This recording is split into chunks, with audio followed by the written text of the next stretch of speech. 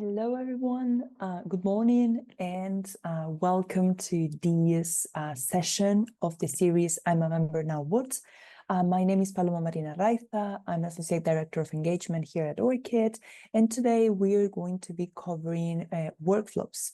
So thank you very much, you all that have joined today, and also the people that are going to watch the recording afterwards. Before we begin, it is important to remember that ORCID workflows are part of the interoperability in the research and scholarly ecosystem.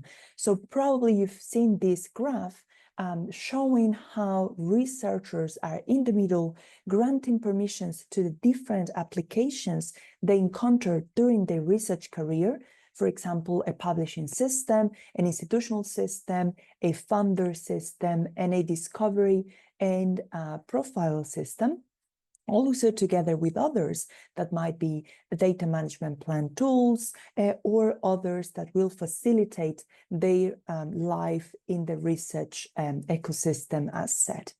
The main idea of implementing ORCID workflows is going to be the fact of enter information one and reuse information often, because this information, this metadata is going to be shared around this cycle.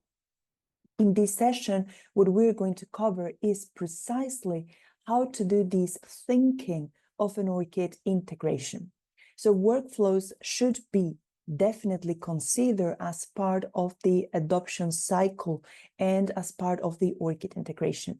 Normally, when we talk about ORCID integrations, we always speak of different parts, like the planning part, the developing part, and the launch. So today, when thinking of workflows, we're definitely focusing on the plan phase, because that's when you are going to pick your integration and consider what type of information, data you're going to exchange with ORCID and how you're going to do that.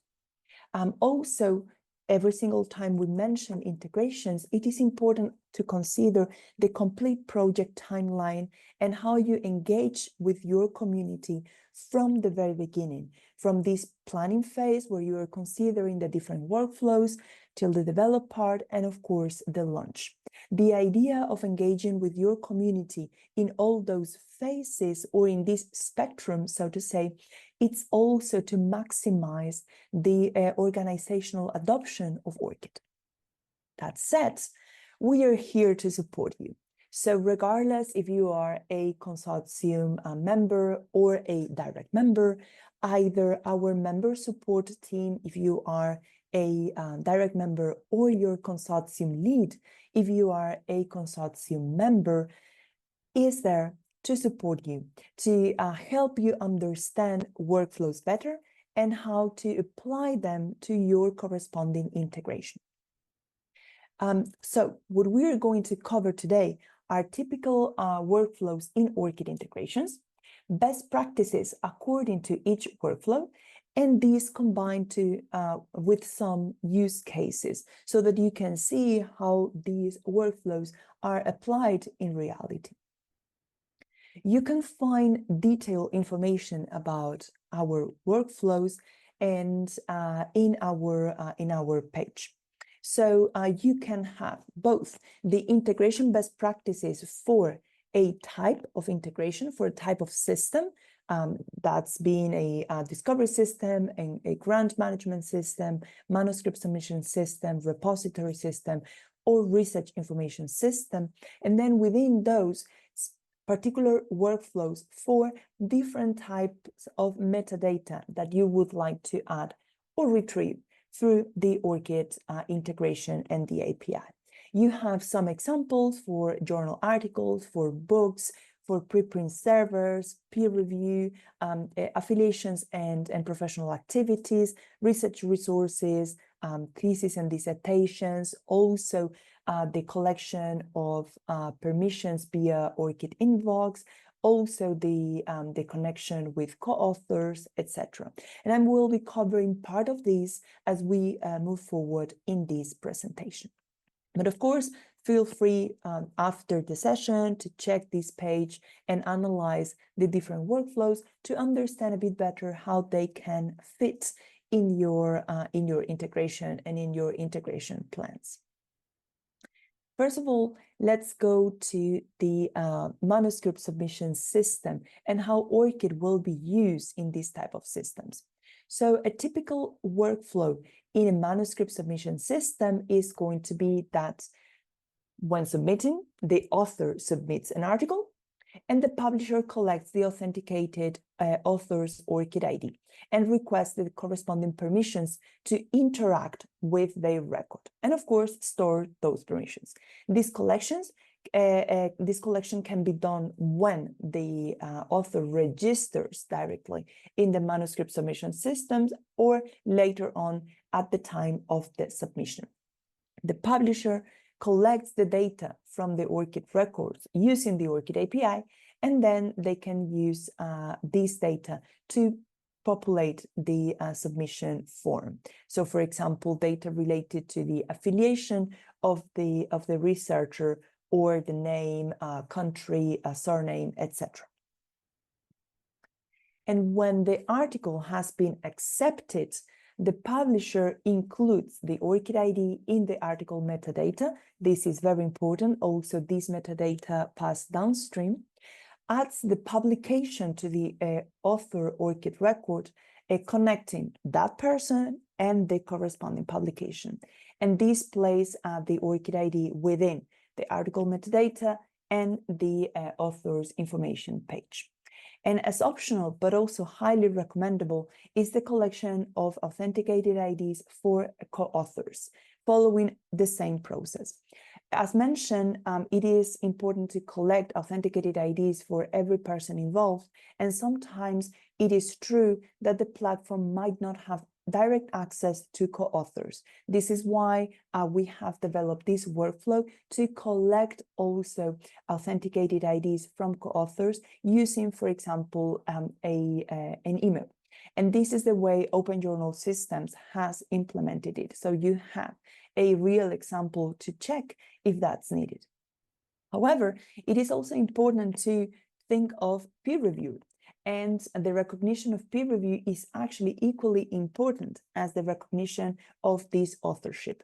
So the process will be similar, but in this case for the reviewer. So the reviewer submits a review and the publisher collects the authenticated ORCID ID and requests the corresponding permissions to interact with their record and stores those permissions.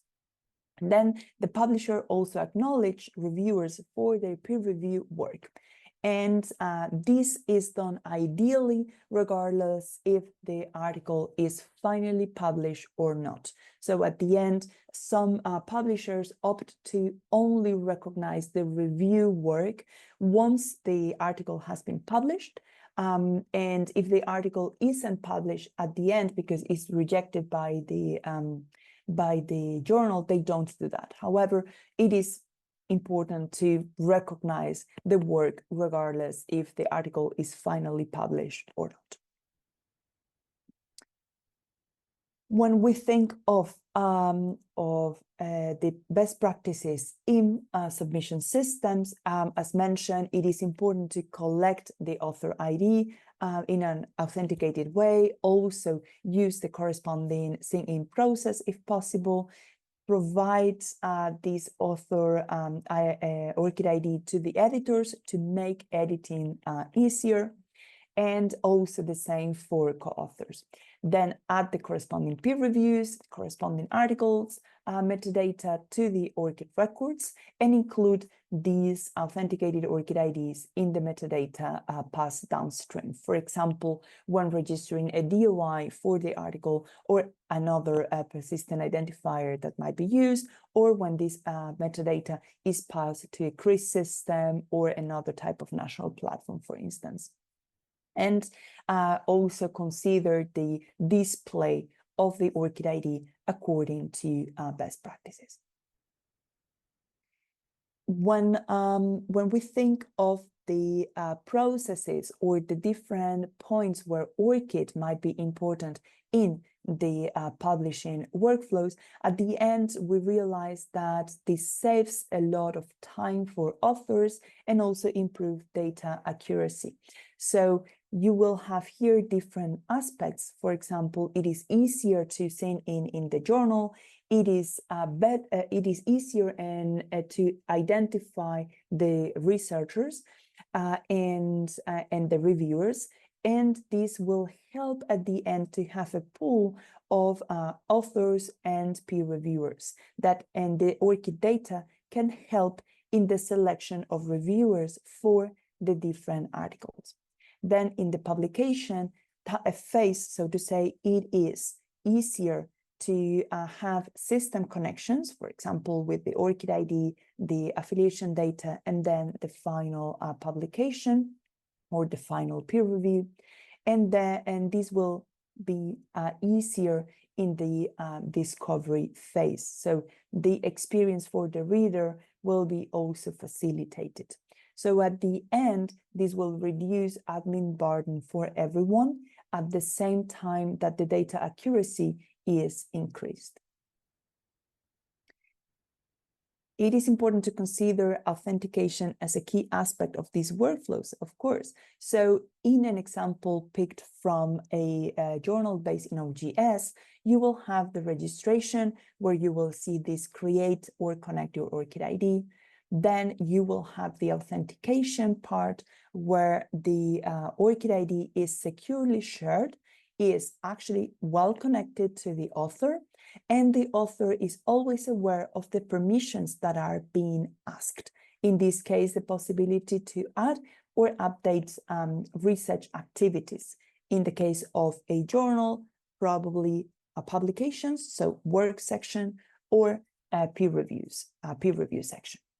And then finally, there is a pre-population of the registration form, for example, as you see here, with the given name, family name, and country. So the researcher doesn't have to include all this data. And then this data is added correctly to the publication metadata and the different entries that the journal will have internally. Now, let's go to the situation in a CRIS system, Research Information Management System, or Electronic Research Administration System.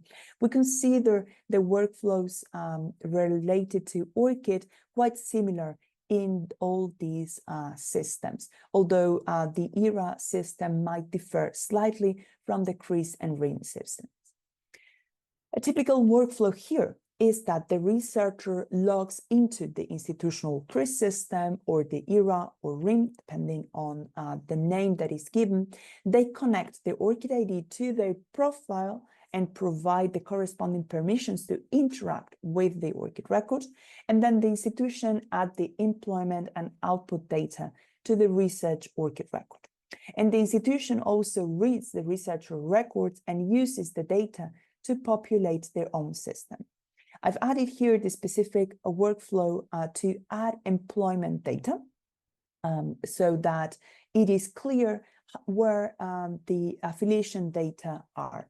And these CRIS systems, RIMS or ERA, are normally a trust source of these employment data, or they have connections with other trust sources so that the data is accurate.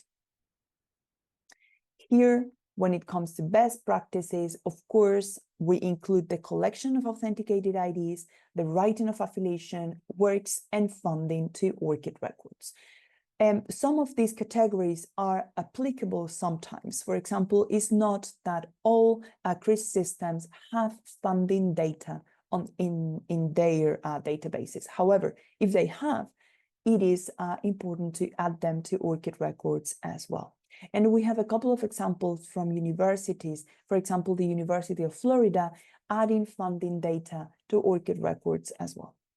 And then the other aspects as display the researcher's ORCID ID or add a link to the researcher profile in the ORCID record are also important and things to be considered. Here, we basically are saving researchers time and improving the output visibility and we can obtain better data for reporting. So basically, it's going to be facilitated that the researcher is uniquely identified within the system. Then it is going to be easier for the organization to track the researcher career, and then the profile will have a better and higher visibility, because the internal CRIS system profile is going to be linked to the ORCID profile and vice versa. So basically, this will be possible. Then within the CRIS system, there is going to be a better understanding of the research activity and impact, and therefore a better quality and more comprehensive research reporting based on the data that is reused from ORCID and imported into the CRIS system, or exporting then later to ORCID for further reuse in other systems. So at the end, we'll have a better possibility, and then the possibility to connect that system with others at the institution. For example, a repository, a external system of the institution, for example, a human resources system, or a identity management system. So it is quite common that particular universities collect these permissions and identities within the identity management system and then share them with other applications in the institution. Again, here it is important to keep authentication always visible and as an easy step. So this can be done either during the login part or as part of the researcher profile. So here we have the authentication, and as indicated earlier for manuscript submission systems, then we have here the ID that is securely shared, and then we have the different permissions that are asked. And this is from a DSpace CRIS instance, but you can do that in other CRIS systems as well, and also in a system that you customize on your own. Now let's move to a repository system. In a repository system, the typical workflow is going to be that the repository collects the researcher's authenticated IDs and requests the permissions to interact with the record, and of course store those permissions. And then the ID is clearly displayed within the system so that researchers know that they have successfully connected and asserted their identity.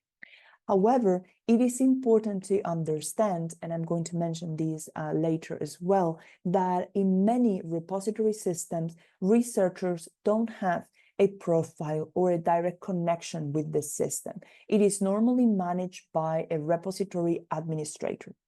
In those cases, it is particularly important to have the workflow in place to collect authenticated IDs and permissions via, for example, an email option. And with this, we can collect authenticated IDs for people that don't have a connection with the repository, either because they are external people to our institution, because the publication or the output is not uploaded by the researcher themselves, but by a secretary or a principal investigator or another person that is not the author or co-author of that publication. Then with the user permissions, then it is important to read the outputs that are available on the user ORCID record and import them to the repository if considered, and then update the user ORCID record with the outputs that are available within the repository. Best practices include, of course, the collection of authenticated IDs and mostly the writing of works to ORCID records. It is true that in some cases, repositories might have information that go that goes beyond the publications or outputs. It doesn't have to be a publication. It can be any other type of output. For example, data sets, software, other artistic performance or artistic publications, regardless or depending, better say, of the type of repository we are considering. And in some cases, repositories might have other data, for example, affiliation data, or maybe funding data or others, but those are not the typical cases. And important in the case of repositories is that normally there are connections for the metadata to be passed downstream. For example, when registering a persistent identifier, DOI, a handle, or other. Also when sharing via Open Archive Initiative metadata, Harvest Protocol, or when sharing metadata with others via sync posting or other type of workflows for this metadata to be passed. So it is crucial to include the authenticated IDs there. When we refer to include the authenticated IDs, we basically refer to the fact that it is clear to identify whether an ORCID ID is authenticated with a corresponding tag or proof of authentication, or is not authenticated. And then ideally, the unauthenticated IDs won't be passed in the metadata downstream to avoid a confusion and then also a potential mismatches in the future with other persistent identifiers. The authentication process should be kept easy as well in the case of a repository. Here we have a custom repository from the Federal University of Uberlândia in Brazil, and you see that under the login option, they have ORCID as a possibility then to connect with the repository. But as mentioned, it is not always the case that the researcher has direct access to the institutional repository or any other kind of repository, institutional, thematic, or generic, etc. So basically, we consider that requesting permissions via an alternative workflow, for example, using an email address, it's the key if researchers don't have direct access to the repository. One important case, for repositories is, of course, the visibility of the outputs that is going to be enhanced.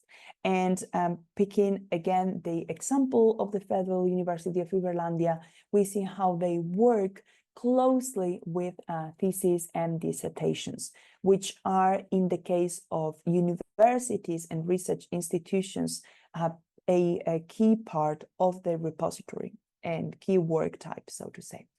And it is important to see also that whenever the repository or the institutional integration is the source of the data, then that entry is validated and adds a trust marker, which basically validate, as said, this metadata and adds a trustworthiness layer when then reusing this metadata by third parties, because we always see the provenance of this data. Now let's go to the situation of ORCID in a grant management system when researchers are applying for grants to perform their research. So here the applicant applies for a grant via the funder's grant system. Then the funder also collects the authenticated author's ORCID ID and requests the corresponding permissions. And the funder collects data from the applicant's record using the ORCID API to pre-populate the proposal and submission form. So here we have this machine actionable collection so that the researcher doesn't have to input all this data manually, but there can be a synchronization. If the funding is approved, then the funder will add the funding to the award's ORCID record, and they can track and evaluate research results using the data from the award's ORCID record over time. This includes relationships like funded by, where a work can be connected with the corresponding grant ID via this relationship funded by. And in the case of a grant system, best practices include, together with the collection of authenticated IDs, the writing of funding, reviews, and resources data to ORCID records.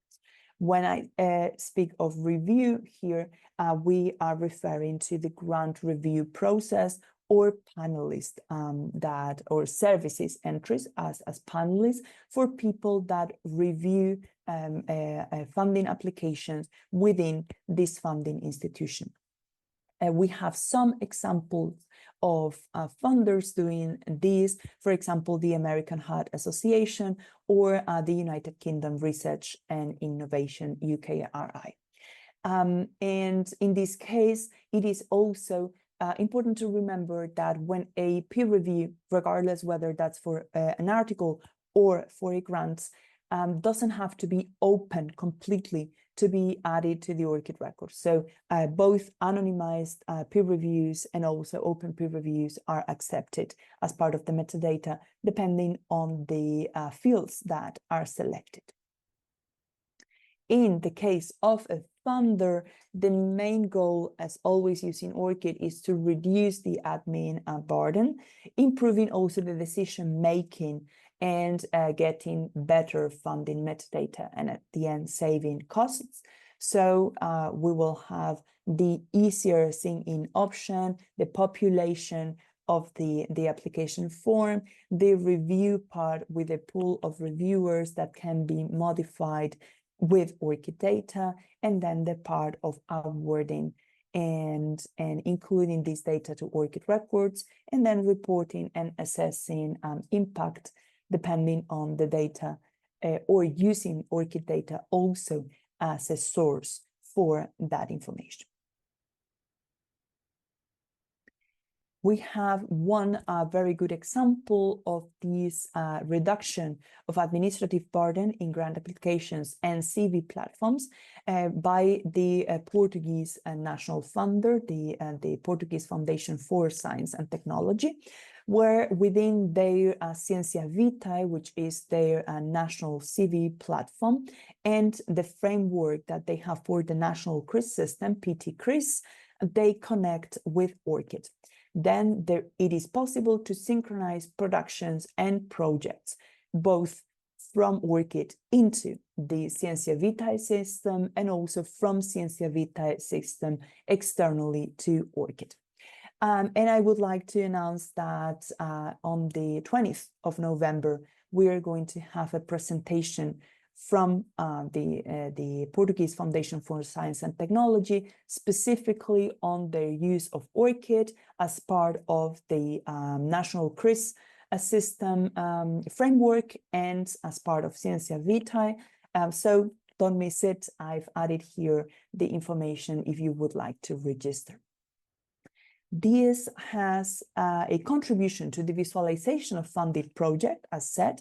So here we see the different project, or we see an example of different projects added via Ciência Vitae containing the corresponding grant number. It is also possible, as mentioned, to then connect this funding to their output with the relationship funded by. And of course, we want to hear from you. So you are more than welcome to add questions in the Q&A or send them to us after the session. But one thing that we would like to check with you and that you share this information with us is if you have questions about the best workflow or combination of workflows for your system. So let us know, because we are here to help. And also, as mentioned, if you're a consortium member, you can share this with your consortium lead as well for them to help you. And also, if you work with a specific service provider that doesn't have an ORCID integration yet, we are also here to help, and we can prioritize this outreach to service providers so that they adopt ORCID workflows and you can implement that in your system better. So as said, don't hesitate to ask us questions. We're here to help, and you can do that now in the Q&A section here, or as said later on via email. So let me now go to the Q&A as I see a question, or at least a comment.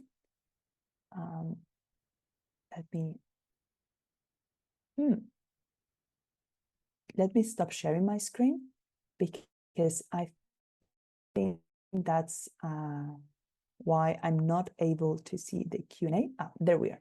So here we have a question saying, hello, in the context of the publication of a journal, if we wish to treat articles retrospectively by adding the ORCID of the authors, is it necessary to collect their authorization, or can we add this information ourselves without soliciting them?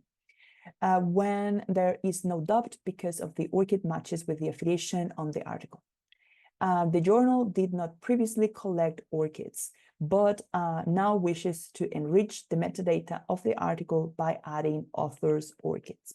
So this is a very good question. And as mentioned, we have always some cases where the platform, a journal in this case, or a repository, might be working with ORCID IDs retrospectively, as you said. So, okay, we started this publication, add a date 10 years ago, and now we're adding ORCID IDs for those people. It is true that adding these ORCID IDs manually is always a possibility. However, what we encourage is that even if that's done retrospectively, that you implement a collection of ORCID IDs, at least via email. How this would work, considering the workflows. So given that you're going to have the email address of the author, you can email them with an authorization link for them to authenticate their ORCID ID and grant permissions. What this is going to facilitate is that you, from the journal, can add the articles to their ORCID record, even if that's a retrospectively. Then a probably quite common follow-up question is, okay, but we already registered, let's say, for example, DOIs for this article. So the articles are already on the ORCID record. Won't this create a duplicate? And the answer to that is no, because if you add a work item sharing a persistent identifier, for example, two entries with the same DOI, they are going to merge and group into one entry. So then from the optical perspective, so to say, there won't be any duplication. I hope this answers your question. However, if you think that you have a follow-up question or you need more specific support for your case, then feel free to write a message to our email so that we can cover that in more detail. Great. Let's see if we have more questions or comments from the group. I hope the presentation was helpful in general lines, and okay. So we have another question. Let's cover this one. Thank you for the detailed presentation. You're welcome. We have been analyzing registrations for universities in our country, and we have found a problem that we would like to hear your opinion on. Many teachers write the name of the university differently. At the moment, the name of the university often appears with an error. How can this be corrected? That's a very good point. So indeed, it is the case that many institutions don't have an affiliation guideline, and professors, faculty, researchers at this institution end up writing the end up writing the affiliation a bit the way they want. So on the one hand, what we've been doing is improving the way we collect data from ROR, the registry, the research organization registry, so that we can cover the different names that the organization has. For example, the name in English, the name in other languages that are not English, abbreviation, past names, any other name that can appear in publications and such, so that researchers are prompted with more options so that they can select them for the drop-down list instead of writing the data themselves. However, when organizations are ORCID members, they can write these data via the API. And this can be done basically in two ways: using a custom integration that the organization has, or using a service provider that adds this type of data. For example, a CRIS system, as mentioned during the presentation, or using a tool that we have that is the affiliation manager, and that's available for consortium members. Picking your follow-up question, can we change title in the drop-down list?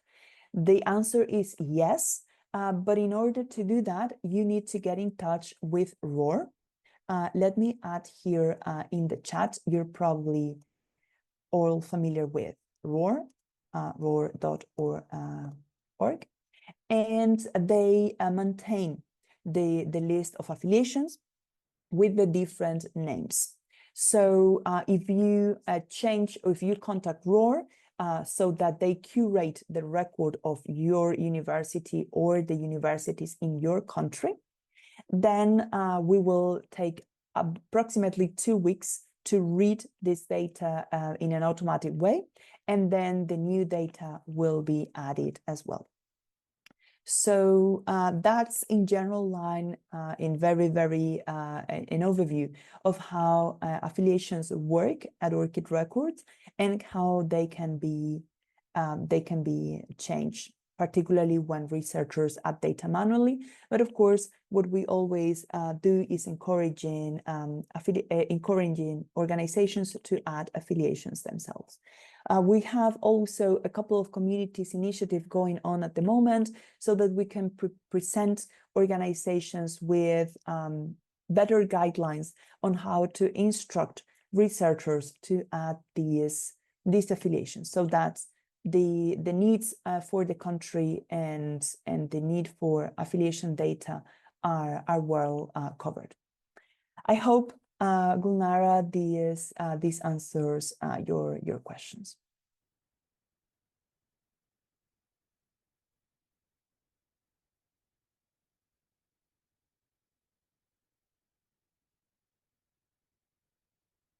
Great. Any other question? Don't be shy, feel free to ask. And as mentioned, if you prefer to elaborate those questions and send them later per email, you can use member support at orcid.org, or even my personal email, and we will redirect to the corresponding pages or provide you with an answer.